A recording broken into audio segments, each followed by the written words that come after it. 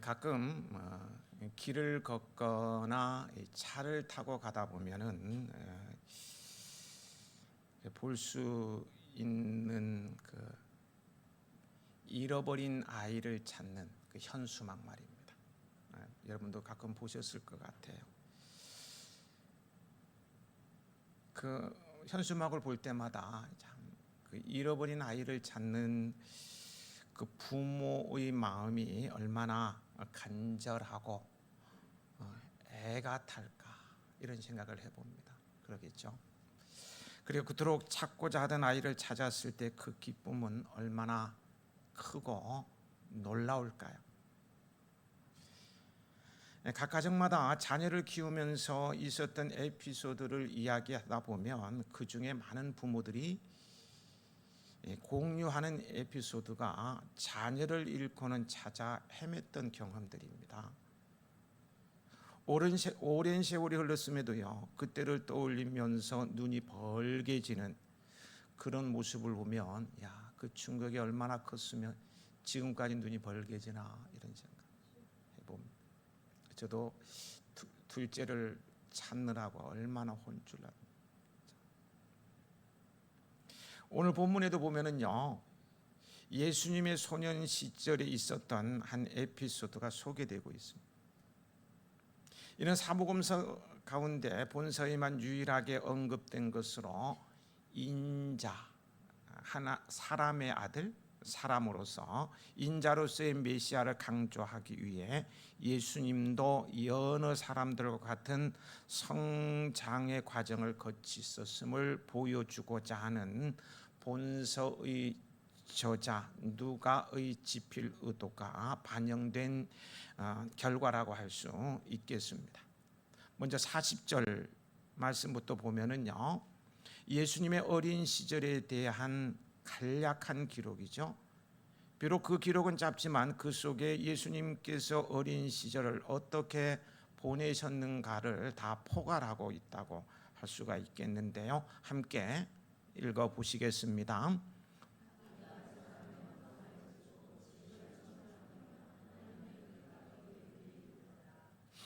여기 아기가 자라며 강하여지고 지혜가 충만하였다는 말은요, 예수님께서 그 다른 보통의 아이들과 일반적인 아이들과는 달리 특별하게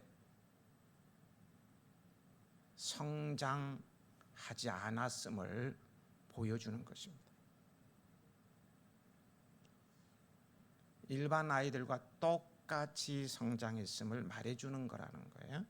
그래서 아이가 자라며 강하여졌다는 것은 육체적으로 건강하게 성장하였음을 가리키는 것입니다. 우리 자녀들이 그랬듯이 말이에요. 그리고 지혜가 충만했다는 것은 총명하게 지적 정신적으로 성장했다는 뜻입니다. 그 다음에 하나님의 은혜가 그 위에 있었다는 말씀은요, 하나님의 특별한 섭리를 말한다고 할 수 있겠어요. 실제로 하나님이 쓰신 모든 사람은 하나님께 은혜 받은 자입니다. 선지자도 그렇고요, 왕들도 그렇고요, 제사장들도 모두 하나님의 은혜가 머무르고 은혜에서 떠나지 않은 자들이었습니다. 반면에요, 은혜가 떠나고 나니까요, 사울 왕 보세요. 한순간에 망가지는 인생이 되고 말죠. 우리는 하나님의 은혜 없이는 안 된다는 마음을 가져야 합니다. 사무엘이 점점 자라가며 하나님과 사람에게 은총을 더욱 받더라고 합니다. 노아도 하나님의 은혜를 입었다고 합니다. 아브라함도 다윗도 다니엘도 성경을 보세요. 하나님의 은총을 받았다고 분명히 기록하고 있어요. 모세는요, 하나님의 은총이 아니면 안 된다는 것을 알고 어떻게 한지 아십니까? 기도합니다.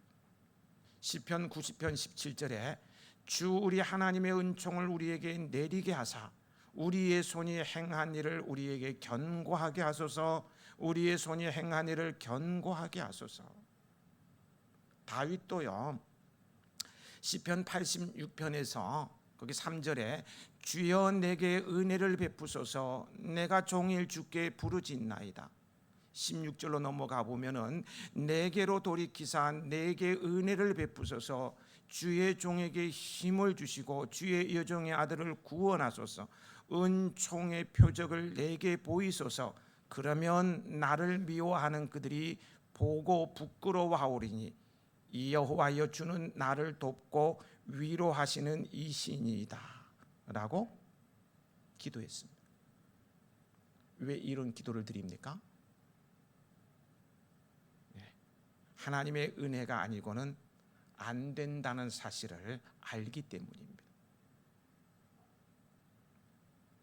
건강하고요, 지적이나 어떤 지적 능력 이런 것들을 갖추고 있고요, 다른 요소들 직장 생활하고 사회 생활하고 어떤 일을 하기에 부족함이 없을 정도 기본적인 게 다 갖추고 어쩌면 그 이상의 능력도 있는 것 같은데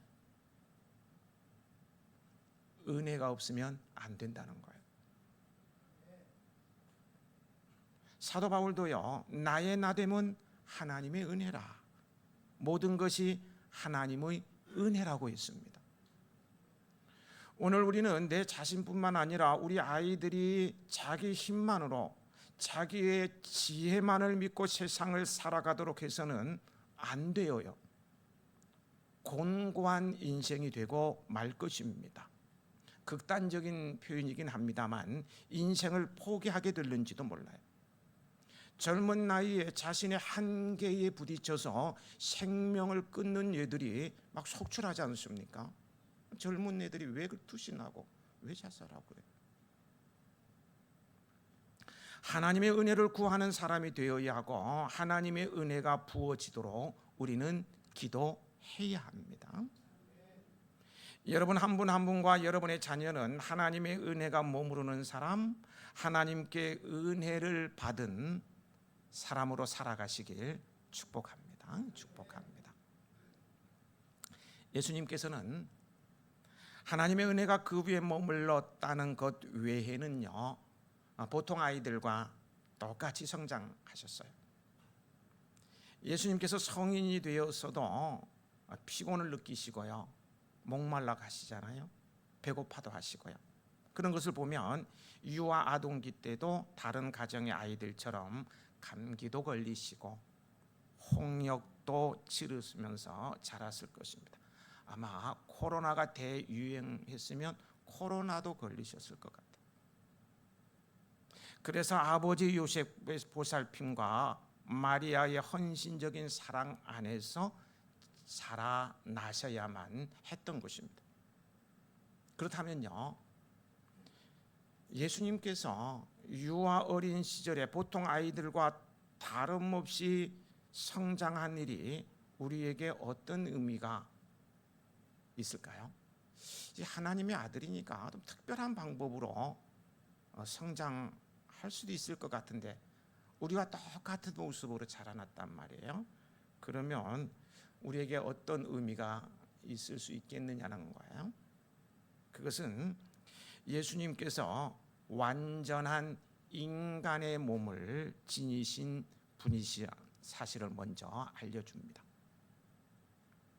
하나님의 아들로서 성령으로 출생하셨고요, 하나님의 은혜가 그 위에 머물러 있었지만 우리와 똑같은 완전한 사람으로 오셨다는 증거입니다. 그래서 거룩하신 하나님께서 인간들과 대화와 교제를 하실 수 있었고요, 인간을 대표하여서 죄 없고 흠 없는 대속 제물이 될 수 있었던 거예요. 여러분, 참으로 영광스러운 그분께서요, 영광스러운 성자 하나님께서 우리와 친근히 교제하시려고 우리 같은 인간으로 오셨다는 사실에 감사를 드리십시다. 감사하자고요. 이것은 정말 감사할 일이에요. 예수 그리스도께서는 우리와 똑같은 인간으로 오셨기에 우리의 연약함과 처지를 너무나 잘 알고요, 또 그러기에 우리를 능히 이해하고 도우실 수 있는 것입니다. 남에게 말할 수 없는 나의 약함, 연약함, 그 처지를 다 알고 이해하시고 거기서 끝나는 게 아니라 능히 도우실 수도 있다는 거예요. 히브리서 4장 15절 16절입니다. 우리에게 있는 대제사장은 우리의 연약함을 동정하지 못하실 리가 아니요 모든 일에 우리와 똑같은 시험을 받으신 이로되 죄는 없으시니라. 그러므로 우리는 긍휼하심을 받고 때를 따라 돕는 은혜를 얻기 위하여 은혜의 보좌 앞에 담대히 나아갈 것이니라. 오늘 힘든 일이 있으신가요? 힘든 일이 있으시면 그 모든 것을 다 동정하여 알고 계신 예수님의 보좌 앞으로 나아가서 도움을 요청하시기 바랍니다. 때를 따라 도우시는 주의 은혜가 임할 것입니다.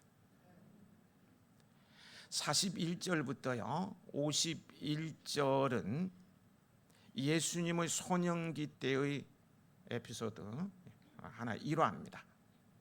율법에 의하면은요 성인 이스라엘 사람들은 매년 3번 곧 유월절과 오순절과 장막절에 예루살렘 성전에 가서 제사를 드려야 했습니다. 이에 따라 예수님의 가정도 매년 유월절 때에 예루살렘에 갔던 것입니다. 그리고 소년 예수도 12살 되던 해에는 동행을 하게 되었습니다. 예루살렘에 가신 예수님은 성전에서요 선생들이라고 했는데요 랍비들이죠. 랍비들과 율법에 관한 토론을 하셨어요. 12살인데 랍비 성경에 대해서는 둘째가라면 서러워할 기분 나빠할 랍비들과 그것도 대 예루살렘 성전에서 일하는 엘리트 그들과 막 토론을 벌인 거예요. 이로 보아서요 예수님은 어려서부터 하나님의 말씀에 심취해 있었음을 알 수가 있습니다. 요즘 아이들이 게임에 빠지면 정신이 없죠. 정신이 없어요. 시간 가는 줄 모르고 학교 갈 시간도 모르고 잠자는 것도 잊어버리고 밥 먹는 것도 잊어버리고 그러듯이 예수님은 어렸을 때 말씀에 심취해 있었던 것입니다. 그러니까 맞짱 토론을 할 수가 있는 것이죠. 그래서 집에 오는 일도 잊어버릴 정도로 그런 토론을 했던 것입니다. 이처럼요 예수님은요 하나님의 말씀에 대해서 알기를 원했고요 연구했고요 공부하는 일에 열심히 있으셨기에 사탄의 유혹도 하나님의 말씀으로 물리칠 수 있었고요 종교 지도자들의 시험도 해박한 율법 지식으로 물리칠 수 있었던 것입니다. 여기에 우리가 하나님의 말씀을 읽고 공부하는 일에 전념해야 할 이유가 있습니다. 바울 사도는 성도들에게 마귀의 관계를 능히 대적하기 위해서 하나님의 전신갑주를 입으라고 에베소서 6장 11절에 권하면서요 성령의 검 곧 하나님의 말씀을 가지라고 17절에 명령하고 있어요. 우리가 세상의 지배자인 마귀의 괴계를 무찌르려면 하나님의 전신갑주를 입고 그 위에 성령의 검 곧 하나님의 말씀으로 무장해야 합니다. 그래야만 이기는 자의 삶을 살아갈 수 있게 되는 거예요. 또한 성경에는요 하나님의 지혜가 담겨 있습니다. 그래서요 누구나 성경을 가까이 하면 지혜자가 됩니다. 학자라고 해서 지혜자가 되는 게 아니에요. 무학자라도 성경을 가까이 하고 또 가까이 하면 지혜자가 됩니다. 왜냐하면 성경은 지혜거든요. 솔로몬이 지혜로운 왕인 줄 누구나 알지만요. 여러분도 알지요. 지혜의 대명사 솔로몬 다. 그의 아버지 다윗도요. 그에 못지않은 지혜의 왕이었다는 사실에 대해서는 별로 아는 분이 없는 것 같아요. 여러분 다 아시죠? 솔로몬을 능가하는 지혜자라고도 할 수 있을 거예요. 청년 다윗은 이 사울 왕의 눈에 띈 후에 군대의 장의 직무를 맡았는데요.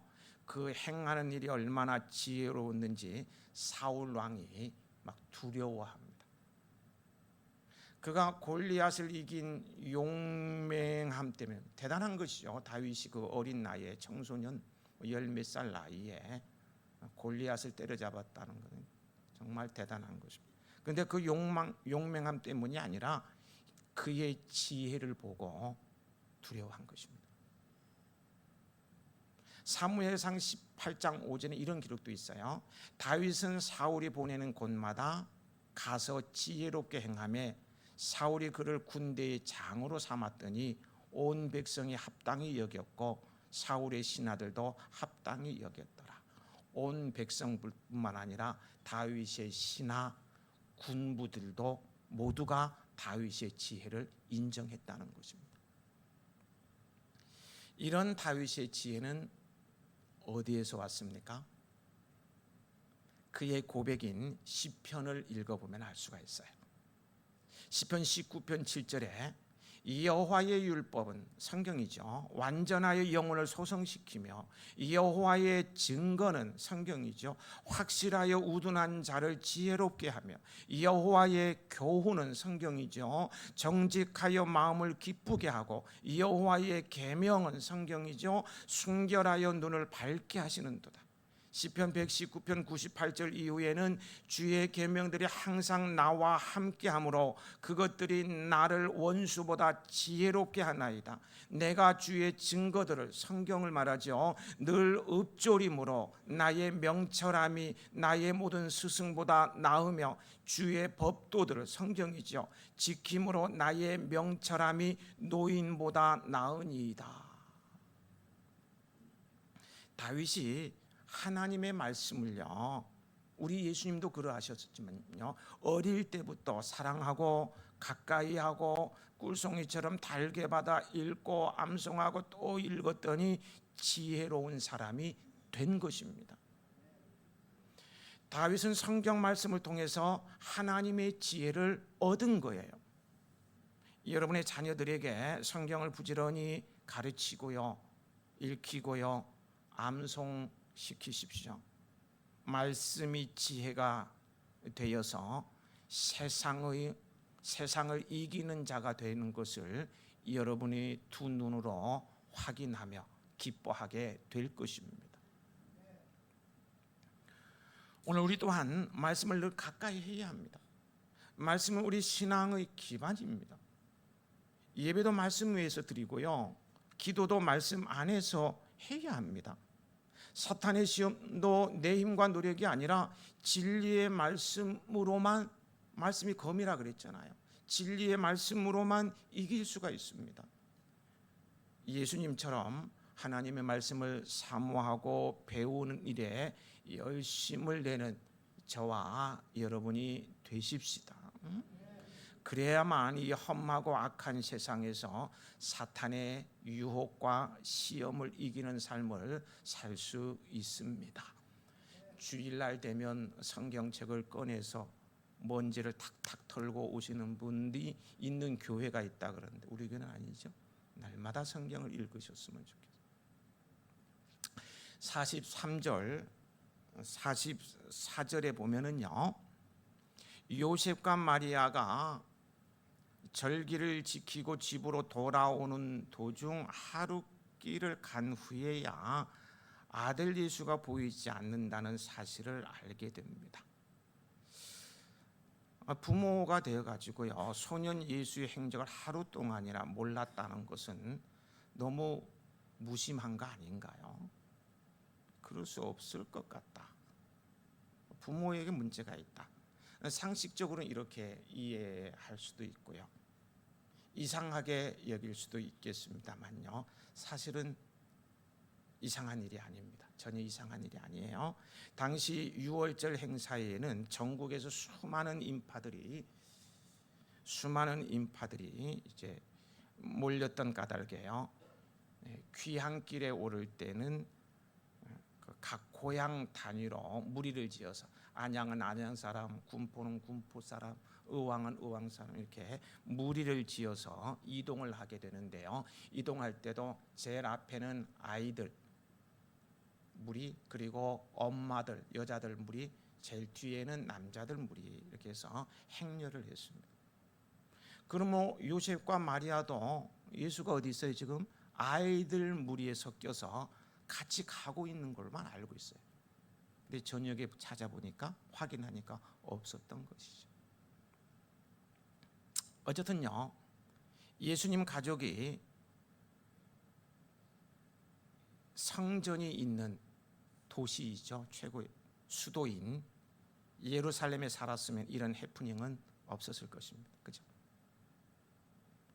교육 환경이 썩 좋지 않은 나사렛에서 무슨 선한 것이 날 수 있느냐 할 정도로 교육 환경이 빵점이라고 할 수 있는 이런 나사렛에서 살면서 150km나 되는 길을 매번 오가다니 자녀 교육에 대한 관심이 있다면, 요즘 말로 하면 학군이 좋은 예루살렘으로 이사할 만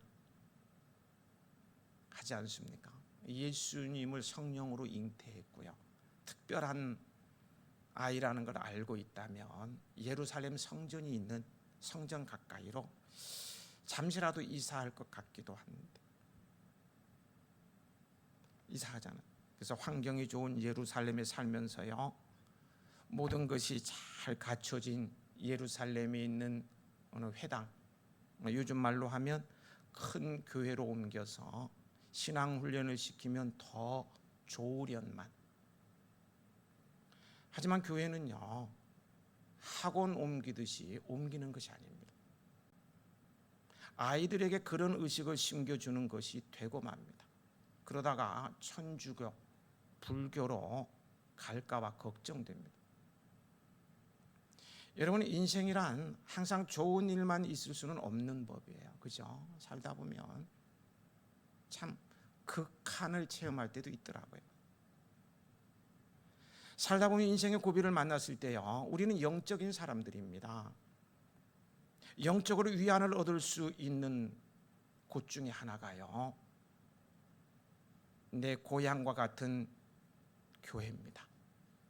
내 고향과 같은 교회가 있다는 것이 얼마나 큰 힘이 되는지 몰라요. 재기의 원동력이 되기도 합니다. 어렸을 때부터 엄마 아빠의 손에 이끌리며 다니던 교회, 청소년 시절의 추억이 담긴 교회, 그때는 몰랐는데 어른이 되고요, 뭐 호주 가서 살던, 부산 가서 살던, 목포 가서 살던, 교회는 떠나 있다 할지라도요, 곤고한 순간을 맞이하고 보니 그 관악산 자락에 있는 아름다운 내 고향 교회가 너무 보고 싶어요. 그래서 찾아갔더니 저 종이 그대로 있네. 너무 좋은 거요. 그래서 힐링이 돼요. 힐링. 영적인 사람들에게 예배당에 들어와 보니까 주 계시네, 주님이 계시네, 나를 만져주. 그래서 상한 심령을 보듬어 주시는 주님의 은혜를 누리게 된다는 거예요. 그런데 교회를 학원 옮기듯이 옮기면요, 인생의 중요한 고비에 찾아갈 영적인 고향, 교회가 없는 거예요. 그래서 방황하는 거예요. 어디 가지? 갈 데가 없어. 안타깝죠. 슬픈 일이 될 수 있는 거예요. 오늘 여러분들은 해화교회가 자자손손까지 이어지는 교회가 되길 축복합니다. 축복합니다. 예수님의 부모는 나사렛에서 예루살렘으로 이사하지 않았고요, 예루살렘에 있는 교회에 등록하지도 않았지만 아들 예수를 지혜와 키가 자라가며 하나님과 사람에게 더욱 사랑스러운 아이로 길러냈습니다. 제가 30년을 이제 넘게 목회를 하면서요, 이 부르심이 참 대단한 것 같아요. 참 큰 은혜인 것 같아요. 이 부르심에 늘 감사하며 남부럽지 않는 행복한 목양을 하고 있다고 어느 누구 앞에서든 아주 자긍하면서 지내고 있습니다만, 마음에 아픔이 남아 있는 것도 사실이에요. 그 중에 하나가요. 제가 다음 세대를 외치면서 이 다음 세대의 필요성을 막 설파할 때였습니다. 어린 아이를 둔 젊은 엄마가 그 얘기에 경청을 하며 심각하게 받아들이는 것 같더니 어느 날 다음 세대인 그 자녀들을 위해 어떤 교육의 시스템이라 그럴까, 이 체계가 잘 갖춰져 있고 또래들이 많이 있는 큰 교회를 찾아 말없이 떠나버렸습니다. 내 아이들이 더 좋은 환경에서 신앙생활도 하기를 바라는 부모의 선택이니까 뭐 나무랄 것은 못 된다고 생각합니다만, 그것이 얼마나 상처가 되었는지요. 그 뒤에 제 입에서 다음 세대란 말이 사라져버리고, 그 아이들은 지금 10여 년이 지나면서요, 제가 뭐 지켜보고 싶어서 지켜본 건 아니고 이제 볼 수밖에 없는 상황을 제가 보게 되는데요, 부모의 기대만큼 되지도 않을 뿐만 아니라 오히려 또래들과 보이지 않는 경쟁으로 인한 왕따 모습도 보이고요, 이 자존감이 낮은 여러 가지 모습들을 보면서 안타깝기도 해요.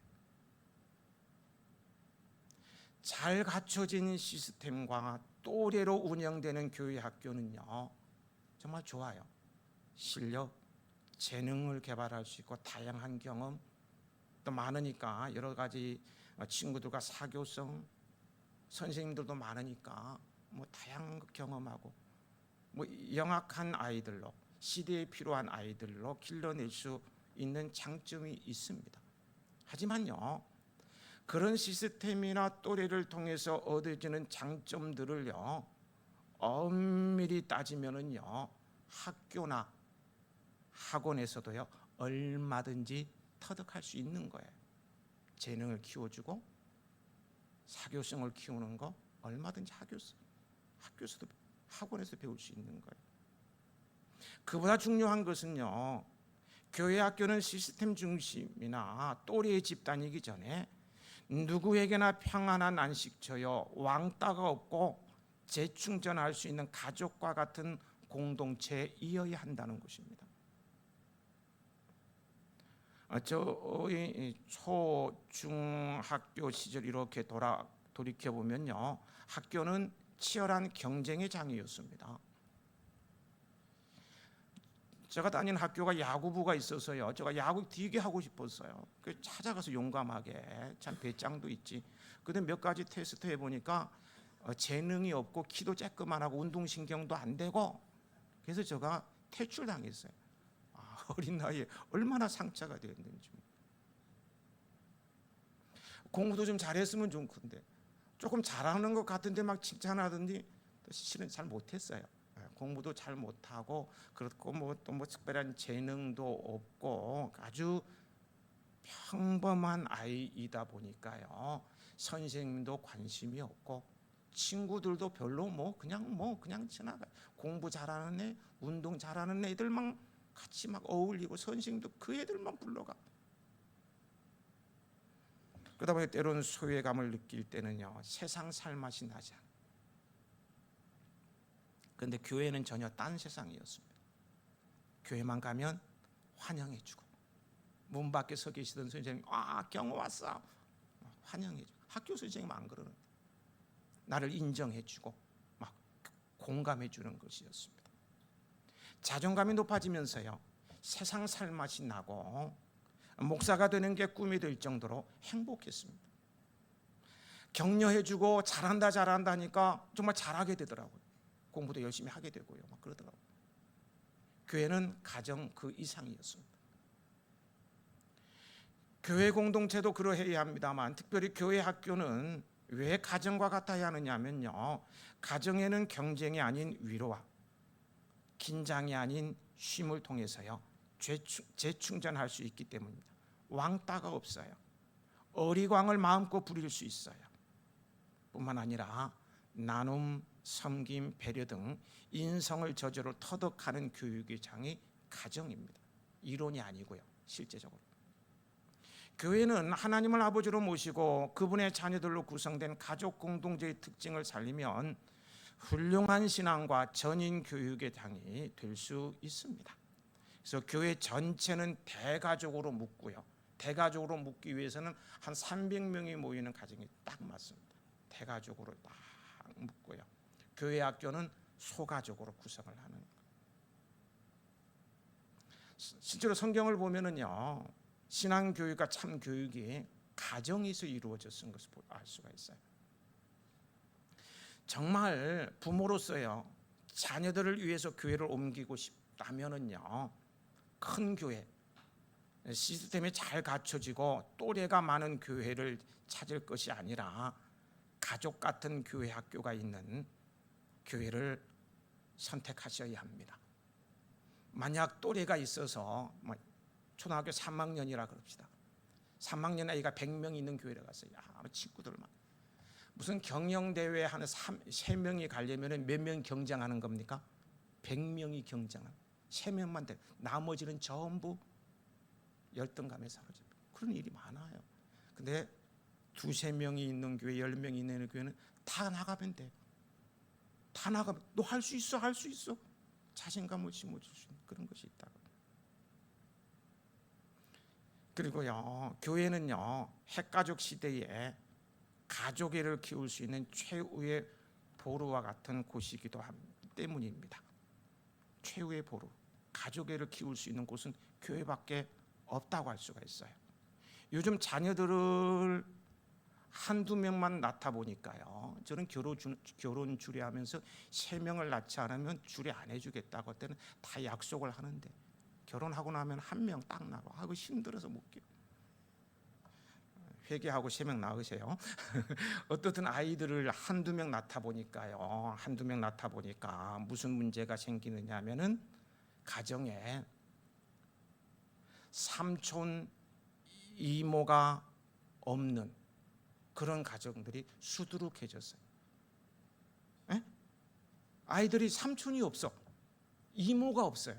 1명만 낳으니까 삼촌이 없어, 이모가 없어, 고모가 없어. 우리는 삼촌 하면 따뜻함이 있잖아요. 외삼촌 너무 좋아, 이모, 고모 너무 좋은데 요즘 아이들은 고모가 뭐지? 이모가 뭐야? 삼촌? 이런 세상이 되고 말이에요. 고모, 이모, 삼촌 실종 시대.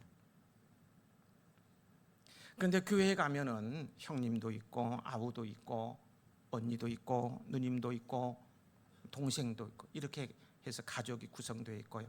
선생님은 삼촌이고 이모가 되어서 그 삼촌, 이모의 리더십으로 아이들을 맞아주고 이끌어준다면 세상 살맛이 날 것입니다. 그래서 연초가 되면은 담임 목사님을 향해서 찾아가서 세배도 하게 하고요. 전 세대가 모여서 함께 예배도 드리고요. 장례가 발생하면 교회 학교 아이들도 문상을 가는 예도를 실천하면서 이렇게 하다 보면 인성교육은 저절로 되는 것입니다. 사람들이를 잘하는 훌륭한 인품을 가진 아이들로 성장하게 될 것입니다. 저는 이제 교육 전도사 시절에요, 이 아동부를 3년 정도 했나요? 그 다음에 중고등부, 청년부 이렇게 많이 했는데요. 아동부 여름성경학교 캠프를 열면서 1학년과 6학년까지 묶어서요, 가족 편성을 하고 2박 3일을 지낸 적이 있습니다. 그때 100명이 좀 넘었던 것 같아요, 아동부 아이들이. 근데 반별, 학년별로 반이 구성되어 있는데 전부 해체하고 묶었어요. 1학년, 6학년까지. 집에는 1명, 2명밖에 없는데 이제 가족을 꾸니까 5, 6학년은 형님이 되고 1, 2학년 동생이 되고요. 그렇게 해서 2박 3일을 지냈는데요, 참 놀랍더라고요. 집에서는 공주고 왕자고 혼자밖에 몰라서 부모님의 사랑을 독차지하던 그런 5, 6학년들이 1, 2학년을 챙기는데요, 너무 잘 챙겨요.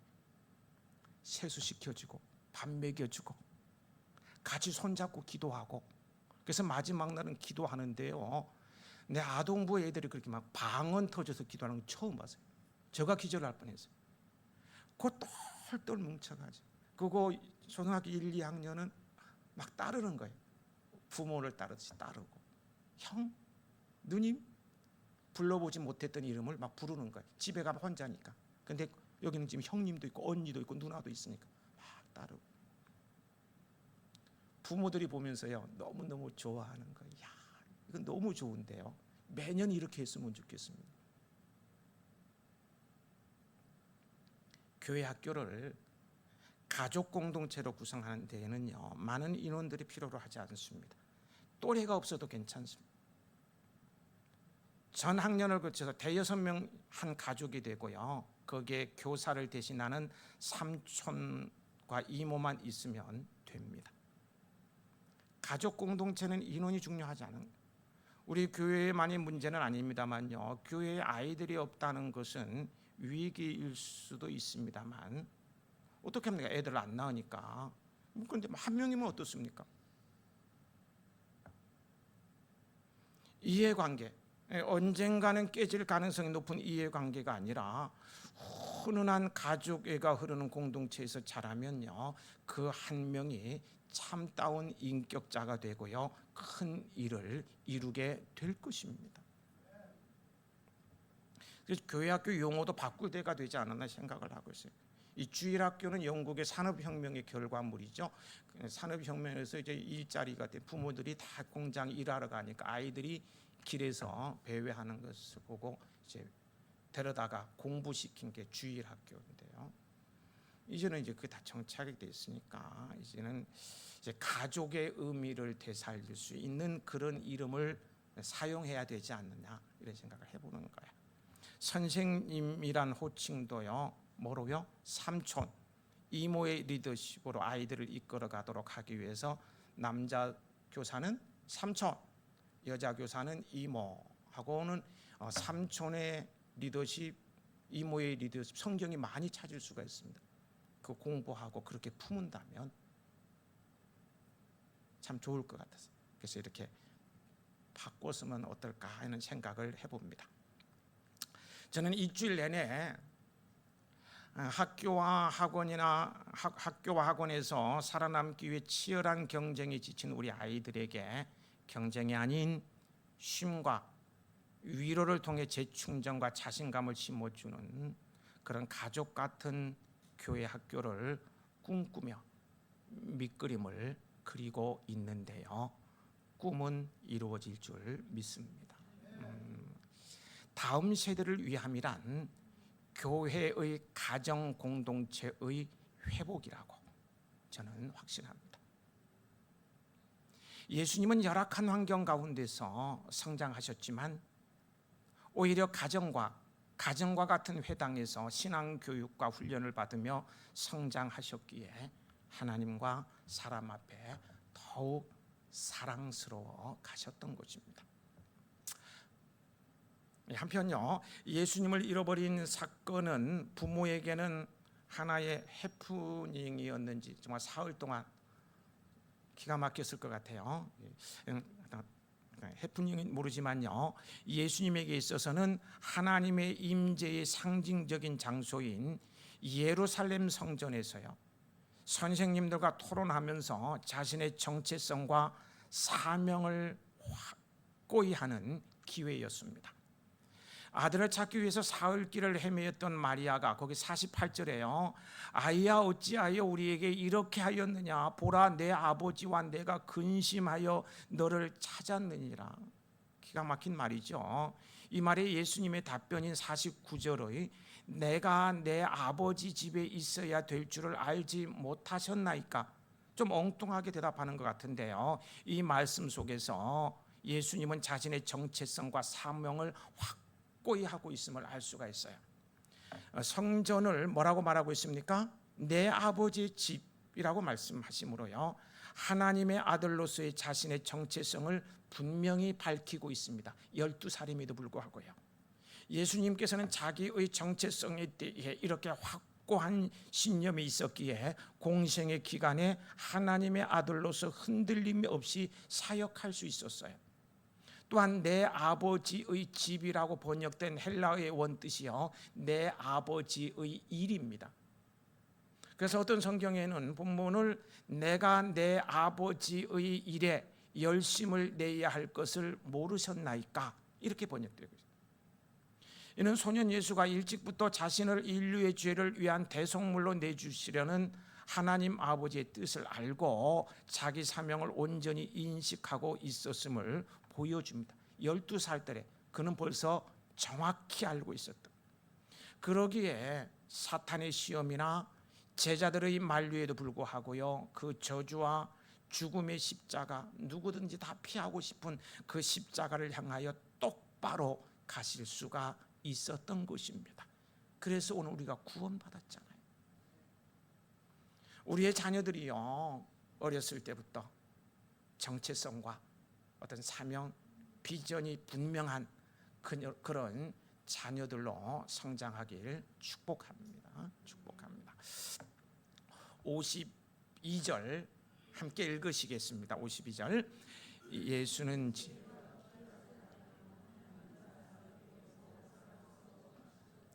이처럼 하나님과 사람에게도 사랑스럽게 자라가야 합니다. 하는 게 얄밉고요, 말도 얄밉게 하는 사람이 아니라 하는 짓도 말도 사랑스러워야 합니다. 하나님께도 기쁨이 되고 사람에게도 사랑스러워야 합니다. 예수님은 그렇게 잘하셨습니다. 하나님과 사람에게 더욱 사랑스러워 가시더라. 예수님은 어떻게 이런 사랑을 받으셨을까요? 마무리입니다. 어떻게 받으셨을까요? 40절로 되돌아가 보면은요, 예수님은 강하여지고 지혜가 충만하며 하나님의 은혜가 그의 위에 있었기 때문에 하나님과 사람에게 더욱 사랑스러워 가셨습니다. 얼마나 멋진 모습입니다. 우리는 모두 하나님의 아이입니다. 그죠? 우리는 모두 하나님 앞에서 하나님의 아이입니다. 내 자녀들만 예수님처럼 자라가야 하는 것이 아니라 우리 모두도 자라가야 된다는 거예요. 우리 모두도 강하고 지혜가 충만하며, 다윗은 성경을 가까이 하니까 지혜가 충만했다고 했습니다. 강하고 지혜가 충만하며 하나님의 은혜가 머물러 있는 삶을 살아가야 합니다. 그래서 하나님과 사람들에게 더욱 사랑받는 하나님의 아이가 되시길 주님의 이름으로 축복합니다. 아버지 하나님,